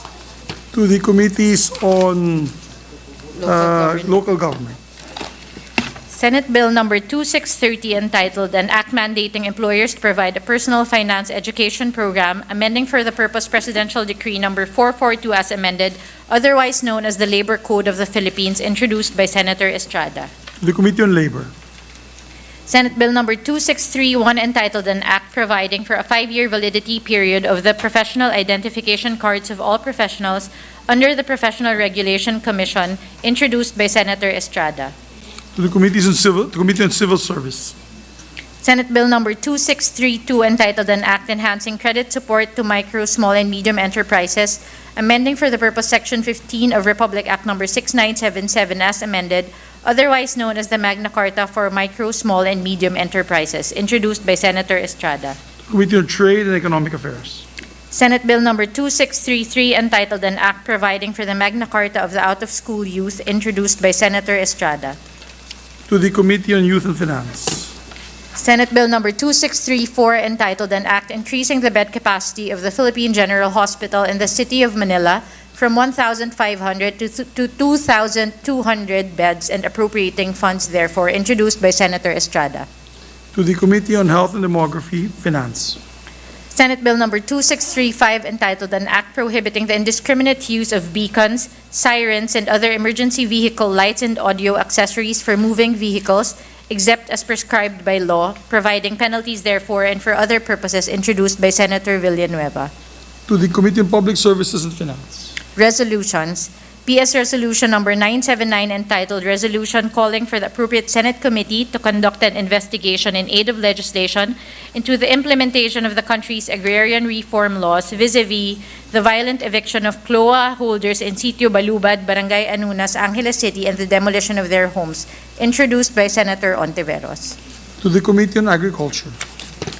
PS Resolution number 980, entitled Resolution Expressing the Sense of the Senate Strongly Condemning the Unprovoked Aggression, Continued Harassment, and Illegal and Dangerous Actions in the West Philippine Sea by the China Coast Guard and the Chinese Maritime Militia, and urging and supporting the executive branch of the Philippine government to exert all legal and diplomatic countermeasures against the People's Republic of China in asserting and securing the Philippine sovereign rights in the West Philippine Sea, introduced by Senator Villanueva. To the Committee on Rules. PS Resolution number 981. Mr. President, Yes, just a quick intervention on the referral.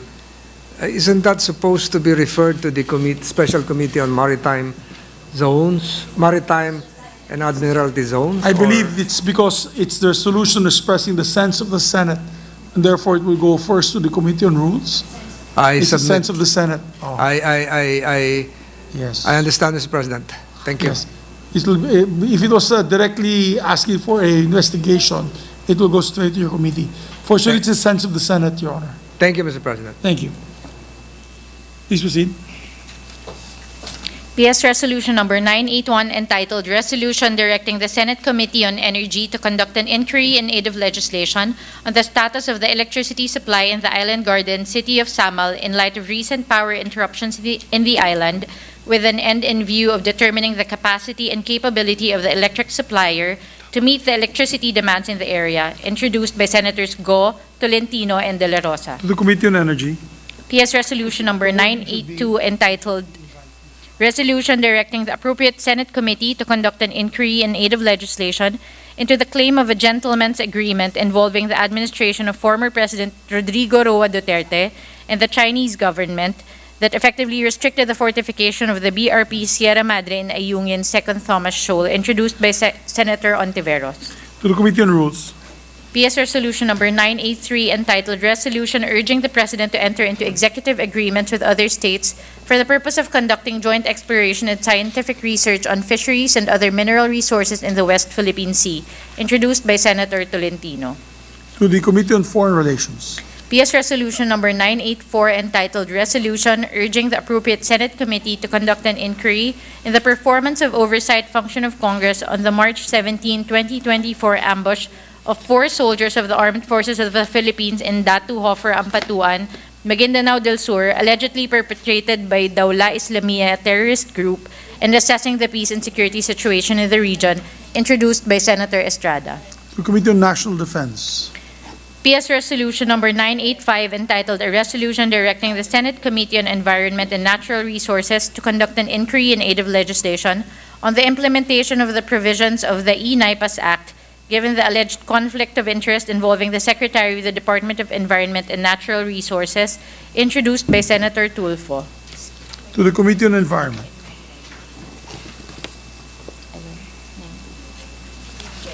PS Resolution Number 986, entitled Resolution Directing the Appropriate Senate Committee to conduct an inquiry in aid of legislation into the ongoing El Niño phenomenon and recurring water crisis in the country despite the various government initiatives to manage and safeguard the water supply effectively, introduced by Senator Marcos. To the Committee on Environment.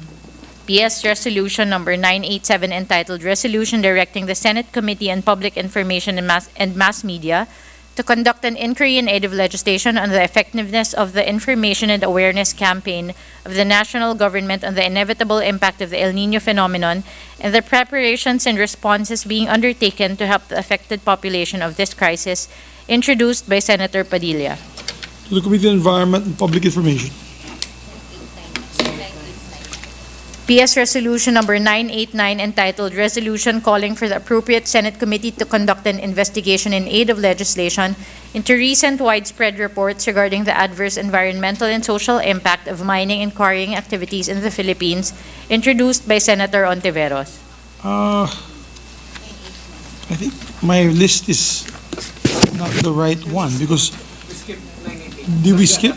Yes, sir, we adopted. Oh, we adopted this already. Okay. That's why we skipped. All right. So the Committee on Environment, Natural Resources. PS Resolution Number 990, entitled Resolution Directing the Appropriate Senate Committee to conduct an inquiry in aid of legislation on the preparedness of the Philippine government to address the impact of artificial intelligence on the Philippine labor market and the future of work, introduced by Senator Villanueva. Committees on Science and Technology and Labor. PS Resolution Number 991, entitled Resolution Urging the Senate Committee on Banks, Financial Institutions, and Currencies to review the implementation of Republic Act Number 9505, or the Personal Equity and Retirement Account Act, which intended to promote capital market development and savings mobilization in the country, but still has relatively low subscription rates, only in thousands more than a decade after its passage, with objectives of encouraging more citizens to invest for their future and retirement and promoting financial literacy, introduced by Senator Estrada. Committee on Banks and Financial Institutions. Yes, sir. Yes, we skipped. Okay. So we're 993. Please proceed. PS Resolution Number 993, entitled Resolution Congratulating and Commending the Outstanding Young Men, or TOIM 2023 awardees for their exemplary contribution to the country, introduced by Senator Angara.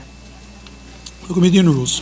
PS Resolution Number 994, entitled Resolution Urging the Appropriate Senate Committee to conduct an inquiry in aid of legislation on the status of implementation of RA 10871, otherwise known as the Basic Life Support Training in Schools Act, introduced by Senator Angara. To the Committees on Basic Education and Health Demography. PS Resolution Number 995, entitled Resolution Directing the Appropriate Senate Committee to conduct an inquiry in aid of legislation on the outbreak of vaccine-preventable diseases such as pertussis, introduced by Senator Villar M. Committee on Health and Demography.